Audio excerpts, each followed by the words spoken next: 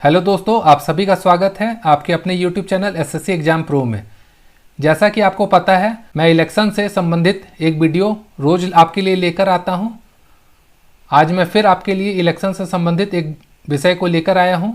इस वीडियो के माध्यम से हम यह जानेंगे कि मतदान कर्मी द्वारा प्रायः की जाने वाली गलतियां क्या हैं तथा हम इसे कैसे ठीक कर सकते हैं। वीडियो शुरू करने से पहले आपसे यह निवेदन रहेगा कि वीडियो को बिना स्किप किए देखें तथा चैनल को लाइक, शेयर और सब्सक्राइब करना ना भूलें तथा नोटिफिकेशन बेल में भी क्लिक कर दें। तो चलिए शुरू करते हैं आज का वीडियो। मतदान कर्मी द्वारा प्रायः की जाने वाली गलतियां। तो पहली गलती यह होती है कि चेक मेमो के अनुसार सभी मतदान सामग्रियों को चेक नहीं किया गया है, जिससे बूथ पर समस्या उत्पन्न हो सकती है। बहुत से मतदान कर्मियों को चुनाव प्रक्रियाओं का अनुभव होता है। उन्हें लगता है कि सभी मतदान सामग्रियां तो होगी ही, लेकिन ये भूल हमें नहीं करना चाहिए, क्योंकि किसी मानवीय भूल के कारण हो सकता है कि सामग्री उसमें पूरी डाली ना गई हो। इसमें से बहुत सी सामग्री ऐसी होती है जो आपको बाहर नहीं मिल सकती है, जैसे EDS list, voter list, proxy list, Amit स्याही, रजिस्टर 17 का आदि। इसलिए आपको अच्छे से चेक कर लेना जरूरी होता है। अब चलिए दूसरा देखते हैं क्या गलती होता है। मतदान सामग्री प्राप्त करने के बाद चेकिंग के दौरान ही वॉलेट यूनिट को वीवीपैट से तथा वीवीपैट को कंट्रोल यूनिट से कनेक्ट करके चेक करते हैं, जबकि कनेक्शन हमें कभी भी गलती से भी नहीं करना चाहिए। आप सिर्फ एड्रेस टैग को देखकर यह कंफर्म कर सकते हैं कि ये तीनों आपके मतदान केंद्र की है कि नहीं। अगर आपको बहुत जिज्ञासा हो रही है तो सिर्फ कंट्रोल यूनिट को ऑन करके बैटरी तथा उनमें कितने कैंडिडेट सेट किए गए हैं चेक कर सकते हैं, लेकिन कनेक्शन करने की गलती आप बिल्कुल भी ना करें। उसके बाद चलिए देखते हैं तीसरी गलती। मतदान दिवस पर वॉलेट यूनिट को वीवीपैट तथा वीवीपैट को कंट्रोल यूनिट से जोड़ने के बाद वीवीपैट के पेपर नॉब, ब्लैक नॉब को बिना वर्किंग मोड यानी वर्टिकल मोड में किए ही कंट्रोल यूनिट का पावर स्विच ऑन कर दिया जाता है।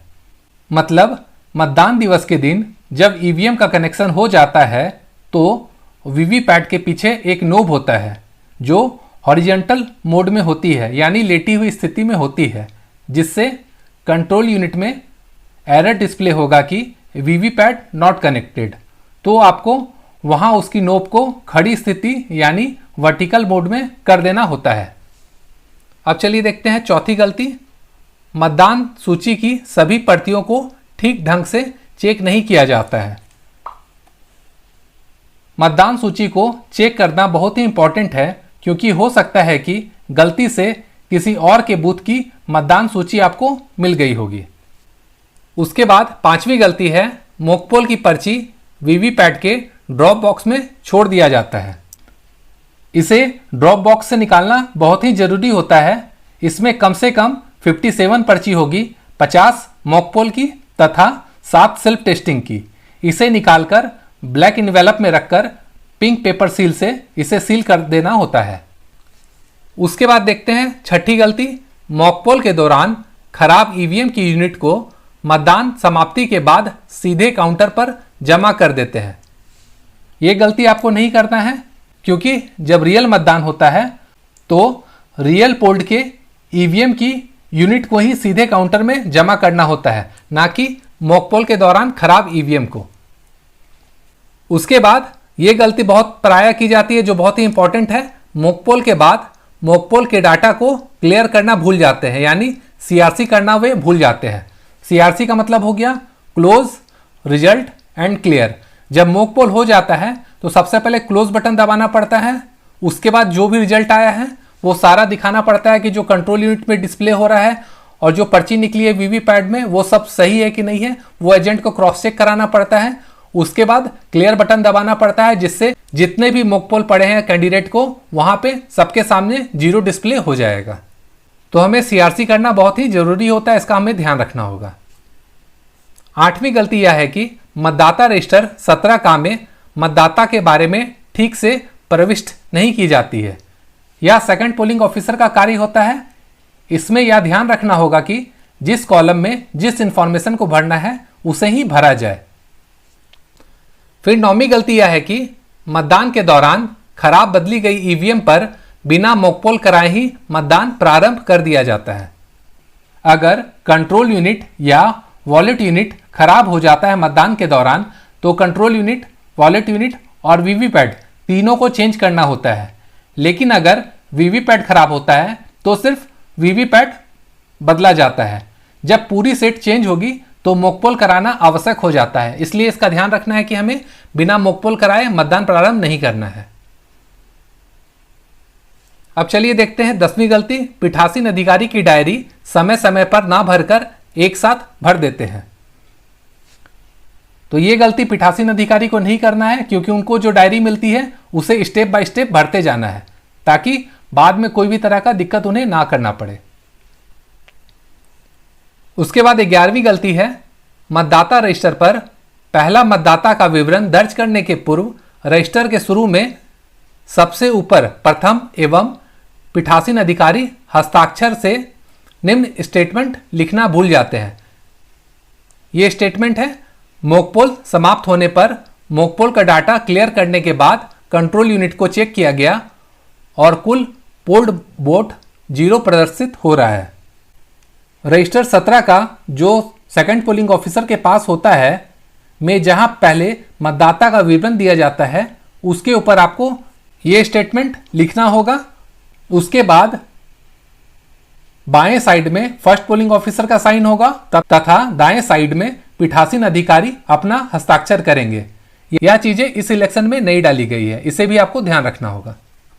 उसके बाद 12वीं गलती यह होती है कि मतदाता के बाएं हाथ की तर्जनी पर अमिट स्याही ना लगाकर दाहिने हाथ की तर्जनी पर अमिट स्याही लगा दी जाती है। इसका आपको ध्यान रखना है, क्योंकि जो अमिट स्याही होती है वो बाएं हाथ की तर्जनी में ही लगती है और स्पेशल केस में ही किसी और उंगली पे लगाई जाती है। 13वीं गलती यह होती है कि मतदान समाप्ति के उपरांत क्लोज बटन दबाना वे भूल जाते हैं। यह प्रायः देखी जाने वाली गलतियों में से एक है, इसलिए चुनाव आयोग द्वारा यह प्रावधान लाया गया है कि आपने क्लोज बटन दबाया है कि नहीं, इसके लिए एक रिपोर्ट देना होगा, जिसे ईवीएम वाले लिफाफे में आपको रखना होगा। उसके बाद 14वीं गलती यह है कि मतपत्र लेखा 17C पर कुल पोल्ड वोटों की संख्या दर्ज करने के पूर्व कंट्रोल यूनिट में दर्ज मतों की संख्या एवं मतदाता रजिस्टर में दर्ज मतदाताओं की संख्या से बिना चेक कराए ही कर दिया जाता है। यह बहुत ही बड़ी गलती होती है, इसका आपको ध्यान रखना होगा। फर्स्ट पोलिंग ऑफिसर के पास वोटर लिस्ट होता है, सेकंड पोलिंग ऑफिसर के पास रजिस्टर 17 का होता है तथा थर्ड पोलिंग ऑफिसर के पास कंट्रोल यूनिट होता है, और इन तीनों की संख्या आपस में बराबर होनी चाहिए। पीठासीन अधिकारी जब रजिस्टर 17C भरते हैं तो इसे भरने से पहले तीनों पोलिंग एजेंट से यह संख्या क्रॉस चेक कर लेना ही चाहिए, उसके बाद ही उन्हें 17C भरना चाहिए। उसके बाद है मतपत्र लेखा 17C की प्रतियां एजेंट को उपलब्ध नहीं कराई जाती है।